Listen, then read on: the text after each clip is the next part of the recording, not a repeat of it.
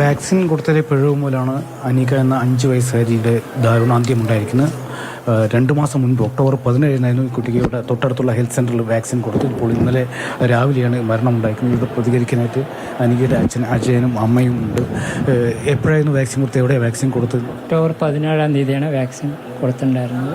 അതിനുശേഷം 2 ദിവസം പനി വരും പറഞ്ഞു. 2 ദിവസം പനി വരും പറഞ്ഞതിന് ശേഷം ഞങ്ങളപ്പോൾ കഴിഞ്ഞ് മാറുമെന്ന് വിചാരിച്ചു. 2 ദിവസം കഴിഞ്ഞിട്ടും പനി മാറുന്നില്ല. പിന്നെ പനി മാറാണ്ടായപ്പോൾ വീണ്ടും ഞങ്ങൾ അടുത്തുള്ള ക്ലിനിക് സെൻ്ററിൽ പോയിട്ട് മരുന്ന് കൊടുത്തു. പിന്നെ വീണ്ടും വിട്ട് പിന്നെയും വന്നുകൊണ്ടിരുന്നപ്പോൾ പിന്നെ വയറുവേദന സ്റ്റാർട്ട് ചെയ്തു. വയറുവേദനയിൽ നിന്ന് പിന്നെ വയറുവേദനയ്ക്ക് മരുന്ന് കൊടുത്തതിന് പിന്നെ ഛർദ്ദിച്ചു, അങ്ങനെ തളർന്നു. ഞങ്ങളപ്പോൾ പാലാനയിൽ കൊണ്ടുപോയി. അപ്പോൾ അവിടെ സ്കാനിങ് എല്ലാം ചെയ്ത് കഴിഞ്ഞപ്പോൾ മൊത്തം വീക്കമാണ്, ഹാർട്ട് വരെ വീക്കമുണ്ട്. നിങ്ങൾ എത്രയും പെട്ടെന്ന് വേറെ ഡോക്ടറിൻ്റെ അടുത്ത് കാണിച്ചോളൂ പറഞ്ഞ് ജൂബിലി മിഷനിൽ എഴുതി തന്നു. അവിടെ എഴുതി തന്നു. അവിടെ എല്ലാ സ്കാനും എല്ലാം നടത്തി, ടെസ്റ്റുകളെല്ലാം നടത്തി. അപ്പോൾ ഇത് ലിവർ ഫങ്ഷൻ, ഹാർട്ടിൻ്റെ പ്രശ്നമാണ്, ഒരു സൈഡ് ഫങ്ഷൻ നടക്കുന്നില്ല എന്ന് പറഞ്ഞു. അപ്പോൾ ഇത് നിങ്ങൾ മരുന്ന് കഴിച്ച് മാറ്റാൻ പറ്റുള്ളൂ എന്നാണ് പറഞ്ഞവർ. അപ്പോൾ പിന്നീട് ഞങ്ങൾ ചിത്രയിലേക്ക് പോയി. ഇവിടുന്ന് നിർത്തി ഞാൻ മാറ്റണം. അപ്പോൾ ചിത്രയിൽ പോയപ്പോൾ ചിത്രയിൽ എന്നുള്ള അഭിപ്രായം അവരും ഇതേപോലെ തന്നെ പറയുന്നുണ്ട്. ചേച്ചി, അതിന് മുമ്പ് എന്തെങ്കിലും മോൾക്ക് എന്തെങ്കിലും ബുദ്ധിമുട്ടെന്തെങ്കിലും എപ്പോഴും ഉണ്ടായിരുന്നു? ഒരു ബുദ്ധിമുട്ടും ഉണ്ടായിട്ടില്ല.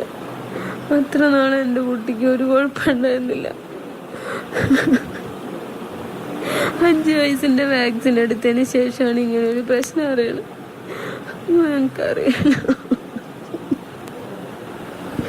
നമ്മൾ പോലീസിൽ പരാതി കൊടുത്തല്ലോ, അപ്പോൾ എന്താ പറഞ്ഞവർ? പോലീസ് പരാതി പറഞ്ഞാൽ ഞങ്ങൾ പോസ്റ്റ്മോർട്ടം റിപ്പോർട്ട് ചെയ്യണം പറഞ്ഞു. അപ്പോൾ ഈ വാക്സിൻ എടുത്തുകൊണ്ട് ഈ പ്രശ്നം അറിയിച്ചതുകൊണ്ട് നിങ്ങൾ അവിടെ പോയിട്ട് പറയണം പറഞ്ഞു. അപ്പോൾ അവർ പറഞ്ഞു ഇത് പോസ്റ്റ്മോർട്ടം ചെയ്താലേ കാരണം. അപ്പോൾ ഇതിനൊക്കെ ടെസ്റ്റിന് അയച്ചിട്ടുണ്ട്. അതിനിപ്പോൾ റിപ്പോർട്ടിന് വേണ്ടി വെയിറ്റ് ചെയ്ത് നിൽക്കണം.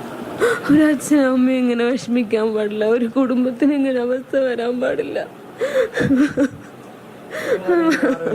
അബദ്ധം അതിന് ആർക്കും വരരുത്.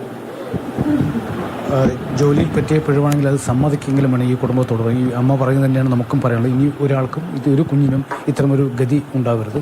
മലഘോഷ് മോഹനൊപ്പം ജി പ്രസാദ് കുമാർ, മാതൃഭൂമി ന്യൂസ്.